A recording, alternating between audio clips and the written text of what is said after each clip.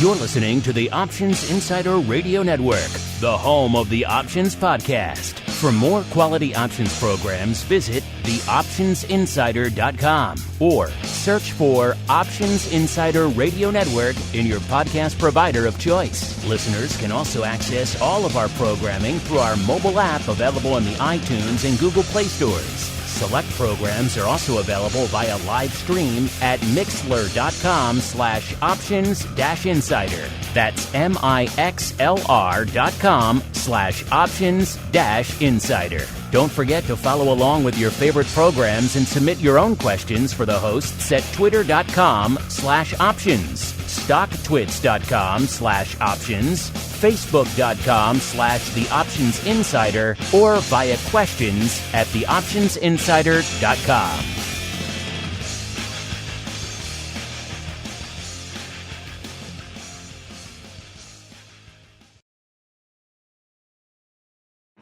Bitcoin, Ether, Ripple, Litecoin, and more. Cryptocurrencies and other digital assets are taking the financial world by storm. This exploding market provides everything a savvy trader needs: volatility, volume, and liquidity. Provided you know how to find it. That's where we come in. Welcome to the Crypto Rundown. Each week, we'll break down the latest trading activity, trends, and developments on everything from coins to tokens, futures, and even OTC options. If it's moving the crypto markets, then you'll find it on the Crypto Rundown. This program is brought to you by Genesis Volatility, also known as GVol, home of institutional-grade crypto options analytics. Whether you're trading CeFi options or DeFi options, cryptocurrencies move. Use GVol Analytics to analyze implied volatility, model realized volatility, structure positions, and unlock alpha. For more information, visit gvol.io. That's GVOL.io. Now it's time to dive into the exploding world of cryptocurrencies and digital assets. It's time for the Crypto Rundown. All right, everybody.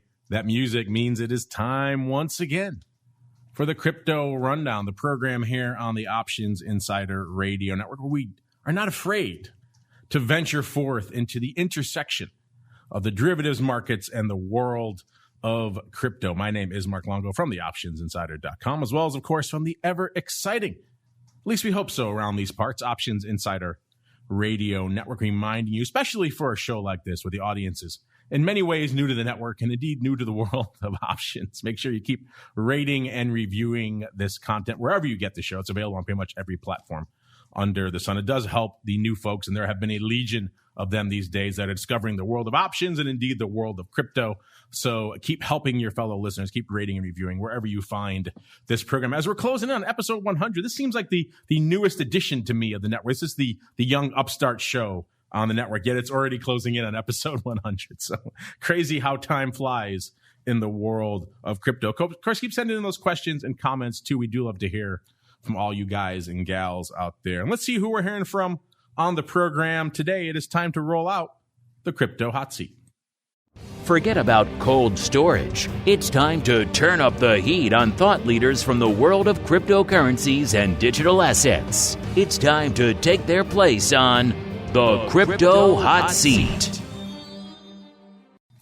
All right, everybody, welcome to the Crypto Hot Seat, the portion of the show we welcome on guests from throughout the world of crypto, derivatives, and indeed beyond, and proceed to pick their brains for the benefit of you, the listener. And today's guest is a newcomer to the Crypto Rundown program, even though he has been on the network in the past. He is Greg King, the CEO over there at Osprey Funds, as well as the founder and CEO of Rex Shares. Greg, welcome to the Crypto Rundown program. Mark, great to be here. Well, Greg, as my producers have notified me, they did a little bit of digging. You were last on all the way back on February 10th of 2017 on our Volatility Views program. A very different time, a very different world, a very different market, let alone a very different show. A lot has happened since February of 2017. Of course, we had a year later, we had the February of 2018, the big market meltdown, the VIX-mageddon. And then, of course, all things crypto winter started coming on hot and heavy. and everything else under the sun. And of course, the madness that was 2020 and now the equally mad year that so far that is 2021. So a lot has happened since your last appearance. And of course, you've had a huge influx of new participants and listeners on the network since then. Why don't we start there, Greg? Give our audience a little bit of an overview of your background in the financial space, what it is you guys do over there, Rex Shares, and then more importantly, your newest incarnation there, what you guys do over there at Osprey Funds, sir. Sure. Yeah. So we've been involved in building exchange-traded products for investors for about 15 years, working at different firms, big firms, little firms. Rex Shares, we started about 5 years ago, and you and I were probably talking about volatility-related products back then, I'm guessing. That's pretty safe bet on the Volatility Views program, yes. Yeah, exactly. So I created the first VIX ETP, VXX, when I worked at Barclays, and then co-founded Velocity Shares. We did a bunch of volatility-linked product. But the last couple of years have been focused on crypto. And we launched Osprey this Bitcoin fund that we have is 2 years old, but we just started trading under the ticker OBTC just a few weeks ago. Lots to talk about there. But my career has essentially been creating product that allows people to trade things that they want to trade based on a ticker symbol in their traditional, brokerage and IRA accounts, focused mainly on mainstream investors, but also, we have a lot of institutional interest as well. So that runs the gamut from volatility, commodity, and now crypto products. But what I've tended to avoid is the stocks and bonds, kind of plain vanilla 60-40 world. My start in this industry was derivatives based, so I'm always focused on stuff that's around the edges. Well, we live in the edges here on the network, Greg. So that's where we like to hang our hats. Let's get into all things crypto, of course, because that's where you guys have been very active, as you mentioned of late. The holy grail, the thing a lot of people have been looking for in the Bitcoin and the crypto market for some time, is a way for your typical mom and pop equity account holder. Maybe they have an IRA out there, a way for them to play in this market as well without having to go to a Coinbase or a Kraken and open up an account there in an area that maybe they're not familiar with. And of course, having to buy an expensive underlying in a separate account and deal with wallets and all the other nonsense. It's a big hurdle still for the crypto market, and really when it comes to penetrating into the marketplace. And we saw how much of a hurdle that was for the futures market. Now take that to the next level with crypto, and that's where we find ourselves. So of course, a lot of people are trying to tilt at that windmill and bring some sort of Bitcoin exposure into not just securities accounts, but for the IRAs out there, which is where a lot of the trading activity is going up. And Greg, it seems like you have something aimed squarely at that market, sir. Why don't you tell us a little bit about the old Osprey Bitcoin Trust, sir? The old new Osprey Bitcoin Trust. Yeah. Well, as you said, people have been looking at an ETF in this space. I think it was 2013 that the Winklevoss twins filed for an ETF. Right. And I'd been sort of building ETFs for 6 or 8 years at that point, and thought that was a little bit early, but that was the year I first kind of got acquainted with Bitcoin in the first place. Fast forward a few years in 2017, and there were a bunch of us that filed for a Bitcoin ETF, but it was pretty clear at that point that the SEC was not ready. In fact, they're still not ready as of today anyways. There is no Bitcoin ETF in the US. There's been a few in Europe. There was a couple in Canada just a few weeks back, but still nothing in the US. And so there has been for a long time really not much choice in the space. You had Grayscale that sort of pioneered this OTC traded trust structure for Bitcoin several years back. And we just took a look and thought, given our experience in building these products, that we thought we could add something to the space that brings value to investors. So we put out the Osprey Bitcoin Trust, and it's basically at a much lower price point. We partnered with Fidelity to custody the assets because that's a big deal in crypto, who's taking care of the actual Bitcoin. Like I say, it's 2 years old, but just started trading under the ticker symbol OBTC just a few weeks ago. So we're pretty excited about that, as well as a number of additional products that we have planned. Well, let's get into the mechanics of that a little bit. Of course, you mentioned it is trading now on the ticker OBTC, listeners. You can check it out there for yourselves.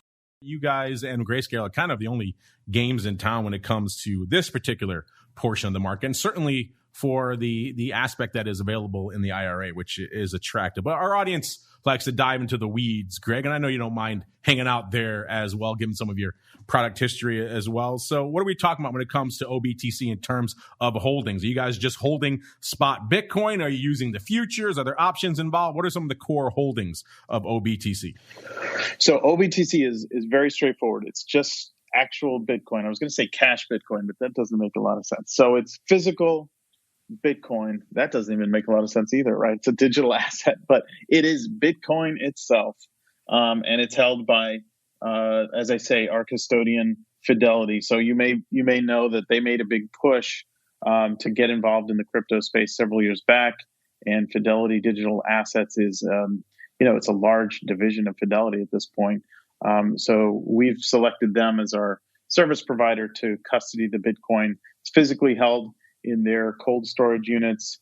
They've got a pretty robust system, and being an 75, 80-year-old company, one of the largest in the U.S., we feel very safe about that. But this fund is super straightforward, just holds physical Bitcoin, no futures, no options, just physical. And you guys chose to link it to the Coin Metrics Bletchley Index, aka CMBI. Why did you guys decide to go that route, Greg? Yeah, we chose Coin Metrics because we feel like they're a very serious firm building out indexing, and not just for Bitcoin. To index one coin is not that difficult, but we just think that they've got a great pedigree, and what they're doing over there is institutional class. So when you're choosing your benchmark, you want to make sure it's something that's going to withstand whatever turbulence is thrown at it, right? And we all know the Bitcoin market has a lot of that. Coin Metrics is also widely available. You've probably seen it on CNBC. They sponsor the ticker there. So our investors can kind of get a sense for how the NAV of their fund is doing in real time, right? By watching that ticker. That was important to us. So we went through each service provider and tried to select what we think are best in class. And then we also priced the fund at more of an ETF type fee level rather than sort of the hedge fund like fees that I think the space was used to and had early on. The fees, especially in that late 2017, early 2018 period, were getting out of hand. I heard a lot of people talking about, your traditional hedge funds can't even get 2 and 20 anymore. They were talking about crypto funds getting 3 and 30 with like a 3-year lockup. Things were getting absurd. And of course, even getting to the world of Grayscale, they charge a pretty hefty 2% a year for access to their Bitcoin trust. Seems like you guys are going for a little bit more of a discount play here, Greg. Yeah, we're at 49 basis points, the management fee. That's pretty middle of the fairway for an ETF-like product. There are some additional costs there for custody. We don't expect those to be more than 30 basis points. I've been asked that question a number of times for this year. So probably all in 79 basis points or less. And we structured it that way because custody fees are coming down. I've seen these custody fees were probably 100 basis points 3 years ago, and now in the sort of 25, 30 range. So we expect that to continue to drop. And with our fund, that goes straight through to investors. We don't benefit from that. It gets passed straight through to investors. So we wanted to separate those two items in how we structured the fees. But yeah, we think that's a very fair fee. And clients that are interacting with us are thrilled, obviously, about saving that much money. There's no certainty besides, death and taxes and reducing fees.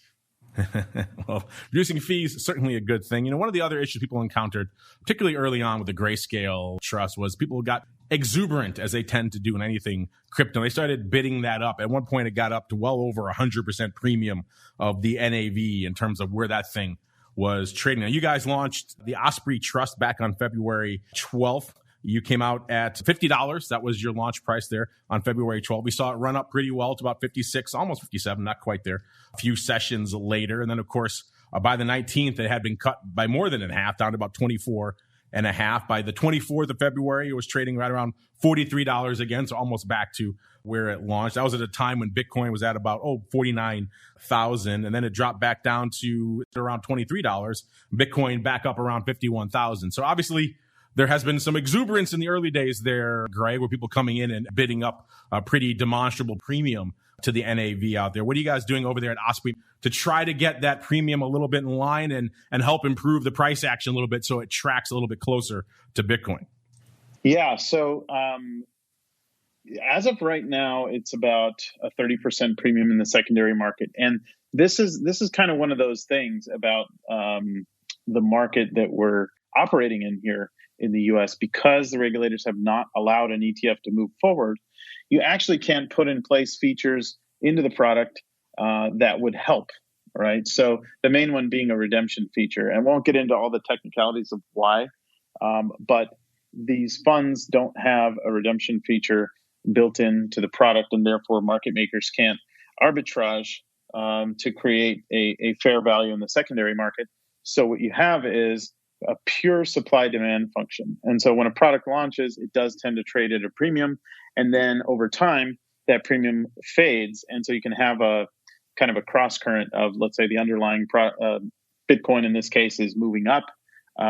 Premium is fading faster than Bitcoin is moving up. And so you could have a situation where it's going down. That being said, you're right. We launched somewhere in $50, and we didn't decide that price, just the secondary market did.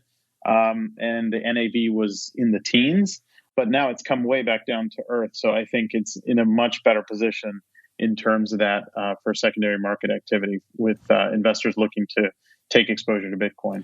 So was that the primary driver, that reduction of that premium, the primary driver for that sell-off? Because we saw at the period when Bitcoin was marching towards its high of around 57,000, that same period, your trust was getting cut pretty much in half. That's obviously not ideal for the early couple of weeks when everyone's excited, Greg. They want to see this thing marching to the new highs like Bitcoin, right? Yeah, absolutely. That's right. So it's a function of, to take a step back, you have investors in the fund already, right? When a fund launches in this, I'm just going to genericize it, not necessarily talk about our fund, because we'll bring additional funds that are similar. But these dynamics are such that the initial shares from the trust can only be placed with accredited investors. So those investors, if an investor is accredited, they can actually reach out to us and create shares at NAV at any time. It's, our website allows people to actually do that electronically via DocuSign. Once those shares become unrestricted and can be traded in the secondary market, those shareholders are allowed to go ahead and do whatever they like.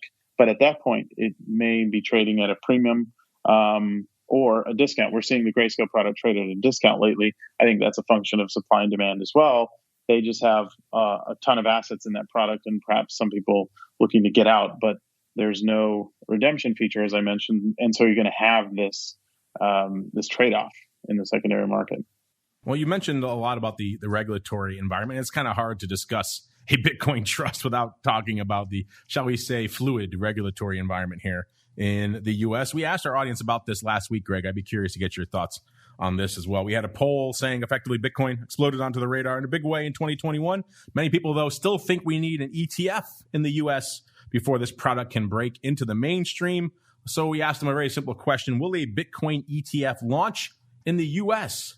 in 2021? And our audience, maybe a little bit more optimistic than you're sounding right now, Greg. They were 59.6% in the yes category that there will be a U.S. Bitcoin ETF launch. Not just approved, but launched. We said launched in 2021. No was 18.2%. We had to throw in a little curveball there. That was, I just want Bitcoin options. And for our audience, that's a big one. That was up to 22.2%. Just want Bitcoin options. They don't care how they can get them. They want Bitcoin options really approved and tradable, maybe outside of the meaty beast that we're seeing trading over there at CME right now. Obviously, Greg, this hits home for you as well. The ETF scene a little bit fluid. It sounds like, Greg, you're a little bit less optimistic than our audience. We're going to see an ETF this year. Is that the case? So your audience was 59% yes. I sort of give it a 50-50. I mean, I think that if you kind of do the math on when Gary Gensler gets in there and how long it takes him to kind of, figure things out, I do think that he's a very pro, or I should say he's very constructive towards cryptocurrency, right? Taught a class at MIT. And certainly the press loves to kind of run the old Bitcoin ETF thing up the flagpole every once in a while. It's good for a few stories, and a regime change at the SEC is great fodder for that. But I don't think that some of the issues that they put out in 2017 have just magically disappeared. You know, they put out a letter to the industry citing something like 35, 37 different concerns. And not all of those, you know, some have been taken care of by growth in the capital markets infrastructure around Bitcoin, but a couple of key ones really haven't. And so it remains to be seen whether they're just going to have to decide to get comfortable there or keep waiting. So I give it 50-50 this year. I do think within the next 3 years, I'd be more like 80-20. But yeah, I don't think it's going to happen. If it happens, it'll be right at the very end of the year.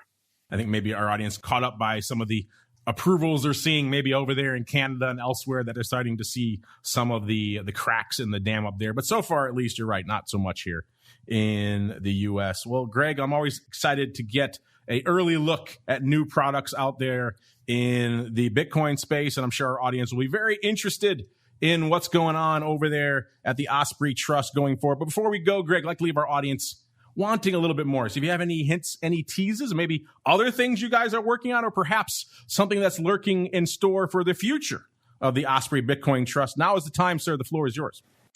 Very good. Well, I would love to tell you all about our new products. I have to be a little careful about talking about products that don't exist quite yet. But we are looking to roll out several over the next 3 or 4 months. Stay tuned. If you want to subscribe to the newsletter, that's the best way to stay informed. And there are seed opportunities for people looking to invest in the initial round. So we're going to bring to market a few obvious things and a few maybe not so obvious things. Several that we believe will be the very first to market. So stay tuned. I'm going to have to leave them wanting a little bit, or my lawyers will have me. But I'd love to come back when we have a product actually live and talk about it. I was just saying, it sounds like someone's setting up for a repeat appearance here, Greg, on the network. Well, we'll look forward to that. In the meantime, where can our listeners go if they want to learn more about all things Osprey, sir? OspreyFunds.io. There you go. OspreyFunds.io. You can also give them a follow on the old Twitter machine at Osprey Funds as well. Greg, thanks a lot for joining us today. Give us an early glimpse into all things Osprey Bitcoin Trust, and we'll pay keen attention to not just the trust here, but what else you guys have cooking down the road, sir. Awesome. Great to be here. Thanks again. All right. Now it's time to keep on rolling with our next segment. It is time for the Bitcoin Breakdown. It's time to explore the latest trending activity, trends, and developments across the world's leading crypto market. It's time for the Bitcoin Breakdown. All right, everybody, welcome to the Bitcoin Breakdown, the portion of the show we break down all of the crazy action in the world of the leading digital asset out there, aka Bitcoin. Another good week for the Bitcoin bulls coming into showtime. We saw Bitcoin up not quite 3,000 points, but pretty darn close to it, about 2880 or so from our last show. We were at about a 48,000, almost 48,500 on our last show, and come in today's show at about a 51,300 and change. So a nice little run here after a period of topsy-turvy volatility and a little bit of interesting price action out there. Interesting stuff afoot. Let's break down all of the analytics. You guys love all this coming at you, courtesy of our friends over there at Genesis Volatility, aka GVol.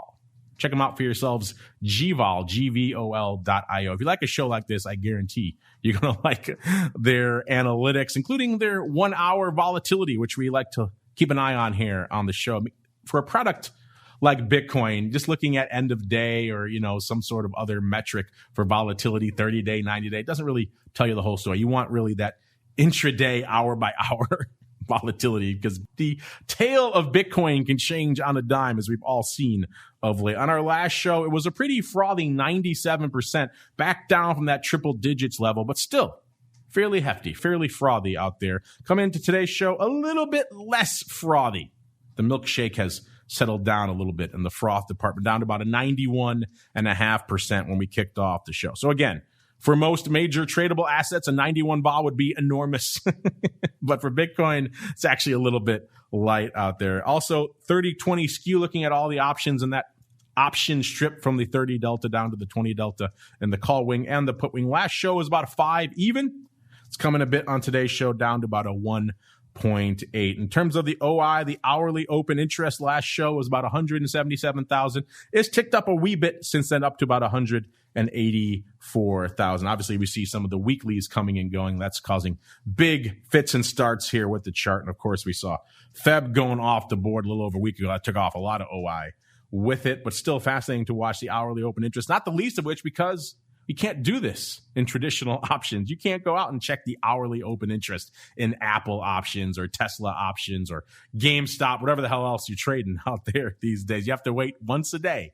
But in crypto, you can, which makes it a little bit more fun out there. Let's go to the open interest. The crypto market likes to quote things in notional, so we'll indulge them here. The overall notional value of the open interest on our last show, just a tick under 10 billion. Coming into today's show, it's a tick north of 11 billion. So seeing a little bit more OI swirling into the space. Still the big dog is Deribit with about almost 9.5 billion worth of notional on their platform. Then you got bit.com, easy for me to say, number 2 at about 540 million. OKEX number 3, 236 million.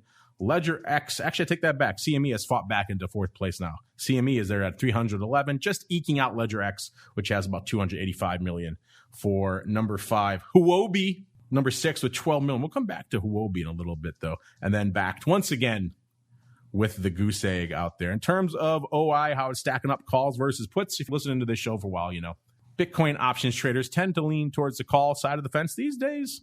Maybe given where the lofty valuations that we are right now, the puts are putting up a good fight. The calls were at 99,000 contracts coming into showtime, and the puts were at about 87,000 contracts. So not quite one-to-one calls to puts, but pretty darn close out there. In terms of volume over the past week, over there on the big dog, Deribit, a pretty decent week of volume, in the post-Musk era. Bitcoin's been a little bit of a different beast, and we've seen some activity commensurate to that over the past week. We had 3 days of close to $1 billion worth of notional changing hands on Deribit. That's a pretty active day. Today, not so much, about half that, about 416 million. But still, a pretty active week, all things considered out there. We didn't really hit the crazy highs that we hit not too long ago out there. Closing in on 2 billion worth of notional back on the 23rd of February. Not quite that, but we got a little bit more than half of that multiple times this week. So again, the frame of reference for what's an active day out there from a Bitcoin options perspective has certainly changed here in 2021. In terms of the OI, how it breaks down from an expiration perspective, let's look out there. March still leading the dance. It's about 85,000 of those contracts are in the March. March dwarfs everything else. March is up about 8,000 contracts from last show. So again, a nice surge for March. The next most active contract in terms of most sizable contract from open interest perspective is June with about not quite 30, looks like about 27,000 contracts open out there. So March is the big dog by an order of magnitude out here. Nothing else really comes close. Similar story out here when it comes to the strike action, where the interest is out there from a strike perspective. The number one size strike from an open interest perspective is still the 40,000 strike. We're still clinging to that 40,000 strike. It's about 15, almost 16,000 contracts open. That's up about almost 2,500 contracts since our last show. The 48,000 strike, number 2, with just a tick under 10,000 contracts, about 9.7 out there. That's up about 500 or 600, so not a ton, but it's good enough for number 2. Then number 3, we fall down the strike chain the other way to the 20,000 strike. That's got about 9, almost not a little bit north of 9, about 9.1 thousand contracts. That's pretty much unchanged volume-wise from last show. So the top strikes, top positions hasn't really changed much in Bitcoin options since our last show. Let's head on out to the CME Bitcoin front, see how things are trading out there. Another week where the futures did some paper, the options not so much. Today we had about 6, almost 7,000 contracts on the tape from a CME futures front. And last week, a light but decently active week. Monday was 8.3 thousand. Tuesday, about 7. Wednesday, about 8,000. Thursday was the big day, 13,500. Friday, almost 11,000. Like I said, today, about 6,000 on the tape. Options-wise, not so much. The biggest day was Friday with 115 contracts, which, again, is a pretty decent day for the CME options, but overall, a kind of a quiet week out there. And again, not the most active week for the futures either. Bakkt volume bot Similar story out there. As of a couple of sessions ago, they had traded 1,149 contracts. That was down 14% and well shy of their all-time high, which was almost 19,000 contracts on Bakkt. That was back, of course, on September 17th of last year. So Bakkt really hasn't really looked back from that levels and gotten anywhere close to that in a long time. Again, maybe this much rumored, much hyped IPO through this SPAC, maybe that will gin up some volume out there. By the way, not a lot of action out there in Bakkt land, but there is action in the altcoin universe. So let's get to it. It's time to move beyond Bitcoin and find out what's moving the rest of the crypto marketplace. It's time to boldly venture into the altcoin universe. All right, everybody, welcome to the altcoin universe, the portion of the show we break down what's going on out there outside of the world of Bitcoin, except for right now when we start with the top 10 out here. Where's my buddy Bill? He's not on the show this week. He'll be happy, though, because Doge no longer in the top 10. Litecoin bumping it out of the number 10 spot with about almost 12.5 billion worth of market cap. Again, standard caveat applies. Take these overall market caps with a pretty huge dose of salt. There's a lot of skullduggery that goes into these numbers, but the rankings are where the more meaningful data lies. Number 9, Chainlink. Number 8, a newcomer to the top 10, Uniswap. That's got about, looking at about 17, a little bit north of 17 billion. By the way, Litecoin was almost 12.5 billion. Chainlink was at about 12.7 billion. And now we got Uniswap at about 17.2 billion. Number 7, XRP. Oh, how the mighty have fallen all the way down to number 7, even though it wasn't a terrible week for XRP. We'll get to that in a little bit. It's at about 21, almost 22 billion worth of market cap. Number 6, Polkadot coming in about 31.3 billion. Number 5, Cardano, 35.6 billion. Number 4, Binance Coin, 36.2 billion. Number 3, Tether, 36.5 billion. Numero dos, it's ETH at about 200 billion, almost exactly. So ETH getting up there again. And then the big dog, Bitcoin, not quite at the 1T level, but not that far from it, 948 billion out there from a market cap perspective. Let's go on out to the number 2 in the crypto and indeed the crypto derivative space. That is ETH. Another good week here on the ETH front. On our last show, at about a 1521. Coming in today's show is at about a 1776. An excellent year and also an excellent price level for ETH, up about 250 odd points. Puts those crossing levels we talked about on Kraken from a few weeks ago on the big sell-off of around 700. Puts that into even more stark relief out there. A bit of a rough time for those folks who got caught up in that. In terms of vol, let's see, the 1 hour vol, ETH's always been a little bit higher than Bitcoin. That continues to be the case. Our last show, ETH was at about a 120% hourly volatility. Right now, it's at about a 106. So still frothy, still juicy, but coming off a little bit, and also still a little bit higher than Bitcoin. 30-20 skew last show was 3.2. Now this show has ticked up quite a bit to about 8.7. In terms of volume, actually was a pretty decent volume week. The biggest day last week was Tuesday with about 240 million. That's a pretty active day for ETH, but also worth noting on that day, Huobi. I said we're going to come back to Huobi. Huobi actually did more notional volume in ETH than Deribit did, which is the first time I think that's ever happened. They did about 120 million worth of notional, while Deribit did 110. The rest of the week, not even close. So barring some sort of aberrant data print, I'll need to go dig in there for myself to see. It does seem like Huobi, something sizable went up on Huobi on Tuesday of last week with huge notional value because they pretty much trumped Deribit out there. It's been interesting to see what Huobi put up. Obviously, that's the crypto exchange founded in China, speaking very much to that Asian audience. They have since moved abroad, I know. By the way, I was looking into them before the show. It's always fun when you log on to Huobi with an IP address from the U.S. They're very nice, they say. It appears you are visiting from the United States. Unfortunately, Huobi Global is not able to provide services to U.S. residents. Sorry for having caused you such inconvenience. It's a very Asian degree of politeness. That's very nice of them because it caused me such inconvenience, but it is pretty funny. Such inconvenience. I like that. So feather in your cap there, Huobi. And another feather in your cap for that volume. We'll have to pay attention.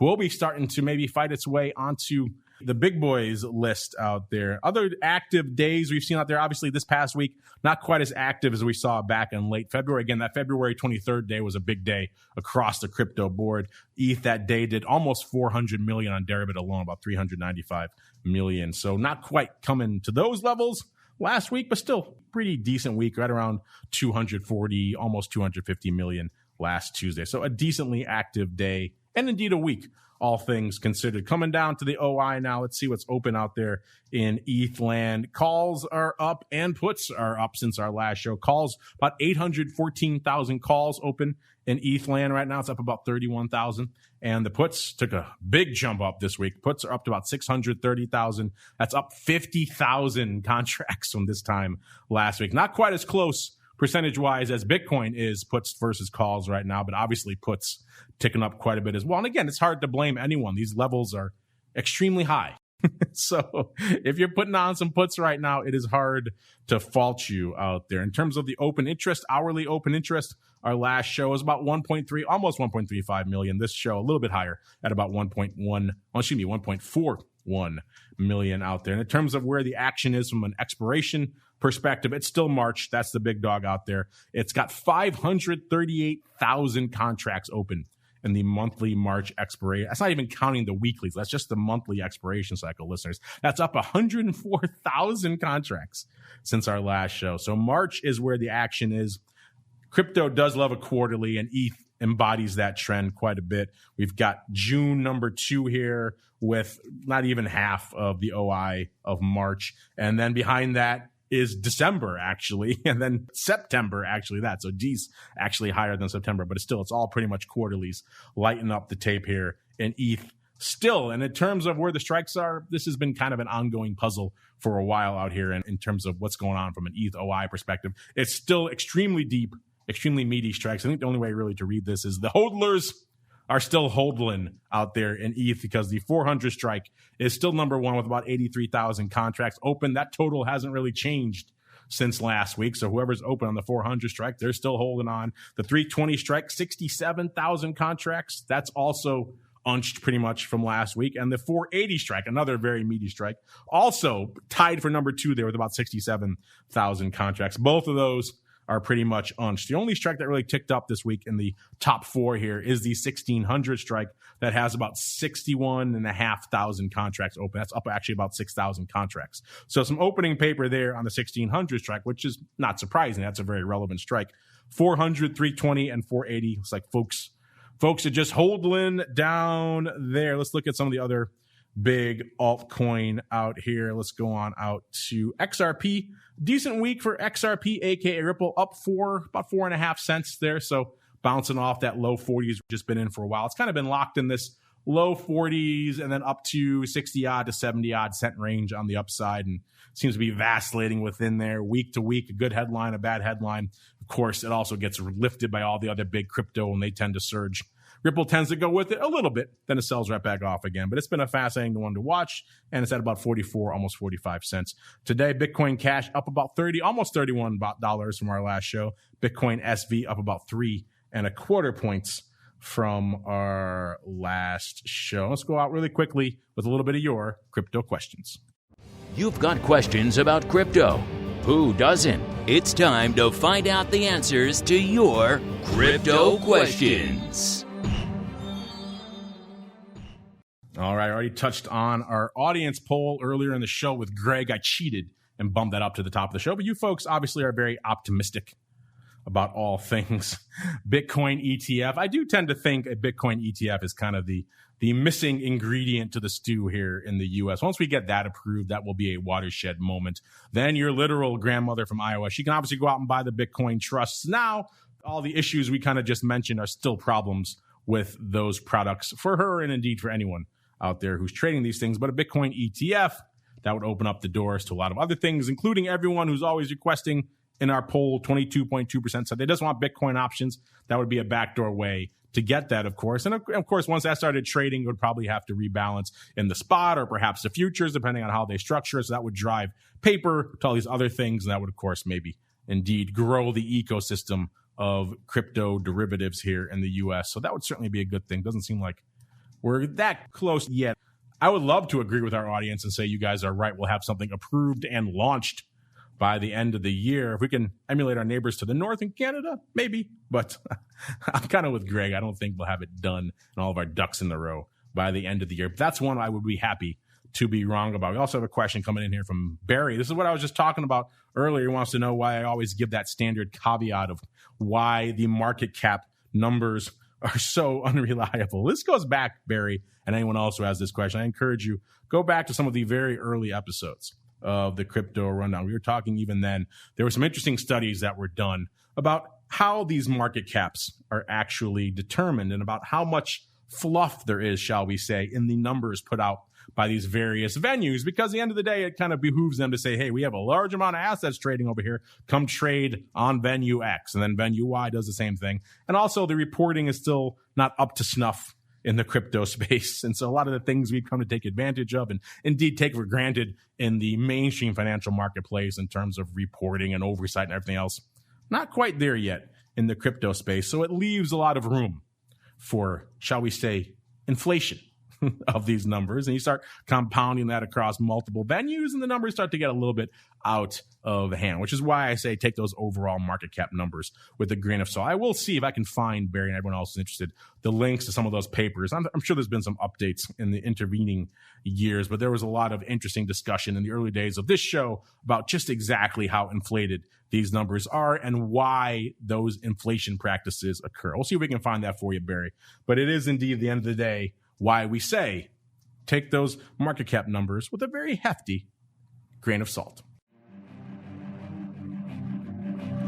All right, everybody, that's going to do it for this episode of the Crypto Rundown. I want to thank our guests for joining us in the crypto hot seat today, Mr. Greg King. Check him out over there at Osprey Funds on the old Twitters if you want to learn more about what's going on with their Bitcoin Trust. Right now, if you want to play in the trust game, there's them and Grayscale, and that's pretty much about it. And particularly if you want something you could trade in your IRA, and that's been an issue for a lot of you out there. So this trust does check that box if you are indeed so inclined. Just again, check out the price action, get a sense for how this thing is trading first. It's not quite one-to-one up and down with Bitcoins, other things going on out there. But if you want to learn more, Osprey Funds is the place to go. Sounds like Greg and his team have some more interesting stuff up their sleeve, so we'll have to check back in with them down the road. And of course, I want to thank all of you out there for downloading and streaming and subscribing, and thank our friends over there at Genesis Volatility, aka GVol, for supporting the program. Check them out, gvol.io. If you like this show, you're going to love that. Kick the tires and light the fires over there. And we'll see you guys throughout the rest of the week. Interview Tuesday, Education Wednesday. Check out that one, listeners, if you're listening to the Crypto Rundown. That will help explain a lot of these terms we use here all the time. Open interest, volatility, skew, all these things we take for granted here may be new to you. So Education Wednesday, the programming there, certainly worth your time. Thursday, we're back again with This Week in Futures options, as well as episode 2 of the Option Block Friday, Volatility Views, and it all kicks off again on Monday with another episode of the Crypto Rundown. This program is brought to you by Genesis Volatility, also known as GVol, home of institutional-grade crypto options analytics. Whether you're trading CeFi options or DeFi options, cryptocurrencies move. Use GVol Analytics to analyze implied volatility, model realized volatility, structure positions, and unlock alpha. For more information, visit gvol.io. That's GVOL.io.